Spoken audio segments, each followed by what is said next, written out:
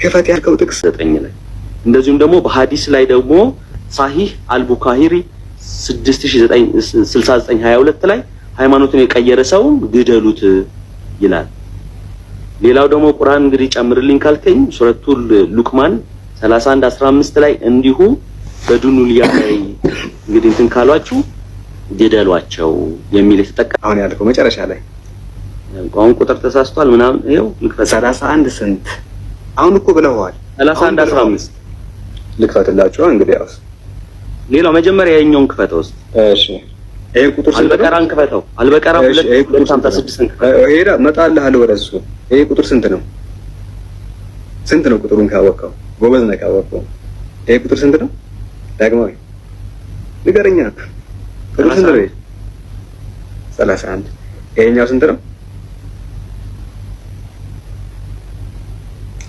ቁጥር እሺ 15 ስንት ነው ቁጥር 15 እሺ ለአንተ በእርሱ ዕውቀት ያሌለህን ነገር በእኔ እንዳታጋራ ቢታገሉም አትታዘዛቸው በቅርቢቱ ማዳም በመልካም ስራ ተወዳጃቸው ወደ እኔ የተመለሰን ሰው መንገድ ተከተል ከዚያ መመለሻችሁ ወደ እኔ ነው ተሰሩት የነበራችሁትን ሁሉ ነገራችኋለሁ ይላል በእርሱ ዕውቀት ያሌላችሁ ነገር አትከተሉ ይላል እስልምና ያልተቀበሉትን ግደሉ ብለህ ጠቀስክ የቱ ጋር እንደዛ የሚለው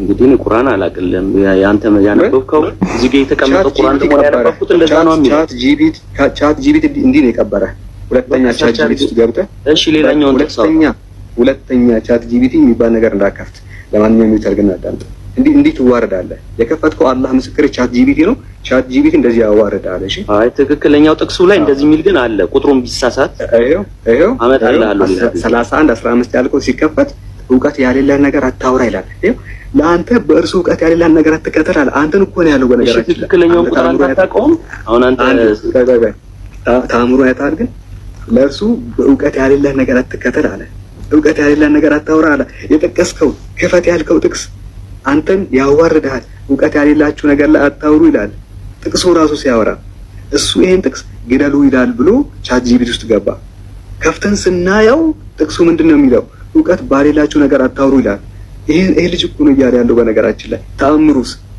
የተፈጠረው ተአምር አይታችኋል ወላሂ ይሄ ገጠመኝ ነው ትላላችሁ አይታል ብሮ የተፈጠረው ነገር ዕውቀት ያሌለን ነገር አትከተል የሚል አንቀጽ ከፈተልኝ ላይ የሚገርም በጣም ወላሂ እሺ ለማንኛውም ሌሎች ተጠቀሳቸው ለኛ ቁጥሩ አለ አመጣልሃለሁ እሺ ቆይ የከፈትከው አንቀጽ የሚገርም አንቀጽ አረ ደግሞ በቃ ሚውታል ሰዓትን ተርሳል ሳላ አንዱንም አልነካውም ቀደም የሰማይ ደረን ጠቅሰ ነበር የህፃናቶች መገደልን ጠቅሰ ነበር በጣም ብዙ ጥቅስ ነው እንዴ እግዚአብሔር የዘር ማጥፋት 900,000 ህዝብ የተጨረሰበትን አልነካው እንዳለ የተነካ ነገር የለም ግድያ ላ ኢላሃ ኢላላህ ወይ መጨረሻ እኔም ጨምራለሁ ቀጥል ሳላ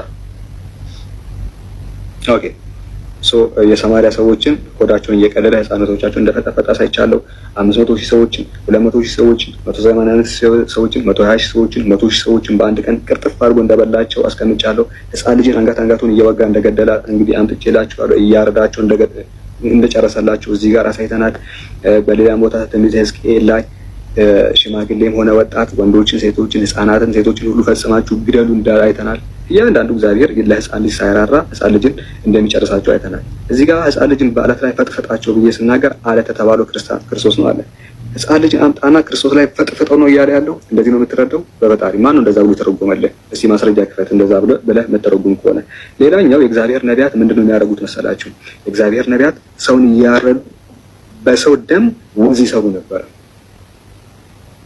ሰው እያረደ እንዲህ በደሙ ወንዝ ይሰሩ ነበር ማስረጃ መጽሐፈ ነገሥት ቀዳማዊ ምዕራፍ 18 ወንዙን ቀይ ያረጉ ነበር እሺ ኤልያስም ከበዓል ነቢያት አንድ ሰው እንዳያመልጥ ያዙ አላቸው ያዟቸው ኤልያስም ወደ ቂሶን ወንዝ ወስዶ በዚያ አሳረዳቸው ይላል 400 የሚጠጉ 500 ነቢያትን 400 ነቢያትን ወንዝ ውስጥ ያቆሙና ያርዷቸዋል እነዛን የበዓል ነቢያት አንገት ከዛ ደም ይፈልቅና እንደዚህ ቀይ ሆኖ ይሄዳል በዚህ ደረጃ ሰው በሌታ የሆነ መጽሐፍ እየተከተልክ እስልምናን የመናገር ምንም ሞራል የለም ባይሆን ቅድም የተቀስፈው አንቀጽ አለ ሱረቱል በቀራ ምዕራፍ 2 ቁጥር 190 አልክ አንቀጹም ጭራሽ አታቆም አንቀጹ ተነስና ግደል እያለ ሳይሆን ያለው ጠላት ሊጋደል ከመጣ ቆመህ አትየው ባይሆን ተጋደለው ነው ያለው አንድ ጠላት አንገት ላይ ሰይፍ ይዞ ከመጣ አንተን ገድሎ እናትን ገድሎ አባትን ገድሎ እህትህን ደግሞ እንዳይሄድ እንደው ተከላከል ነው የሚለው አንቀጹ።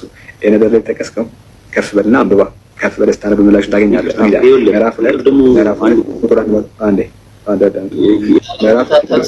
ምዕራፍ ላይ የተጠቀሰው አንቀጽ በነገራችን ላይ ተነስና ገደል ሳይሆን የሚለው ጠላት ሊገድልህ ከመጣ ተከላከል ነው። አትከላከልም? ለምሳሌ አንድ ጠላት ቤታችሁን ከፍቶ መጣ፣ ሰይፍ ይዞ መጣ፣ እናትን ገደላት፣ እህትን ሊመታ ምናምን ሲመጣ ጎበዝ ምናምን ትለዋለህ? እንደዛ ትላለህ? አንተ ልትለውም ትችላለህ። እኔ ግን አልለውም። በነገራችን ላይ ማጅራቱን መጥቼ ዘዳፈዋለሁ። እንዴ አንተ እንዴት ነው የምታስበው? ቁርአኑ የሚለው እኮ እንደዛ ነው። አይነድ ባገኛቸዋችሁ ስራ ሁሉ ግደሏቸው ሲል ከመሬት ተነስተህ ግደል ሳይሆን ያለው ይኸው እነዚያን የሚጋደሏችሁ ከፍ ብለህ ስታነበው ቆርጠህ ከፍ ብለህ ስታነበው 190 እነዚያን አለ። እሺ የሚጋደሏችሁን እሺ ከሃዲዎች በአላህ መንገድ ተጋደሉ፣ እናንተን ለመጋደል የመጡትን ተጋደሉ አለ።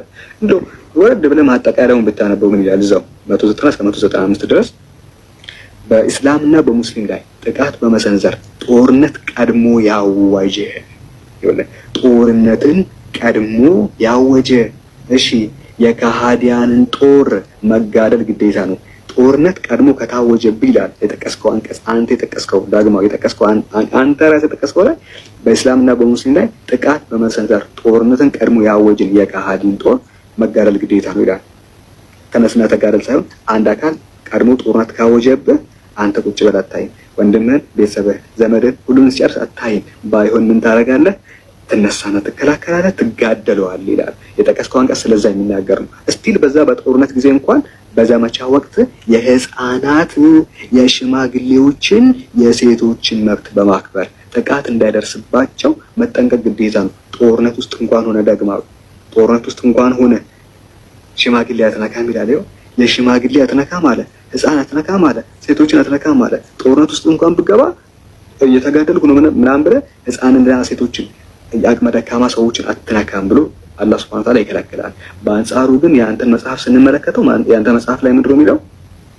ሄደ በአማሌቅ ያለ አደጋ በመጣል ያላቸው ሁሉ ደምስስ፣ የእነርሱም ነገር አታስቀር። ወንዶችን፣ ሴቶችን፣ ልጆችን፣ ህፃናትን፣ ከብቶችን፣ በጎችን፣ ግመሎችን፣ አህዮችን ግደል ይላል። ሽማግሌዎችን ግደል። ሽማግሌ እንዴት ትነካለህ? ሽማግሌም ሆነ ወጣት ወንዶችን፣ ሴቶችን፣ ህፃናትን፣ ሴቶችን ሁሉ ገደሉ ይላል።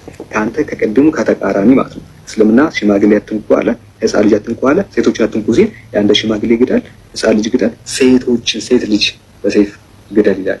ስለዚህ የግድያ አምላክ የግድያ መንፈስ የተጠናወተው ያንተን መጽሐፍና ያንተን አምላክ እንጂ እስልምናን በፍጹም አይደለም የሚል ነው። ጉግል ይቅርብህ። ድጋሚ ቁርአን ሳከፍት እንዳታወራ ከዛሬ ጀምሮ።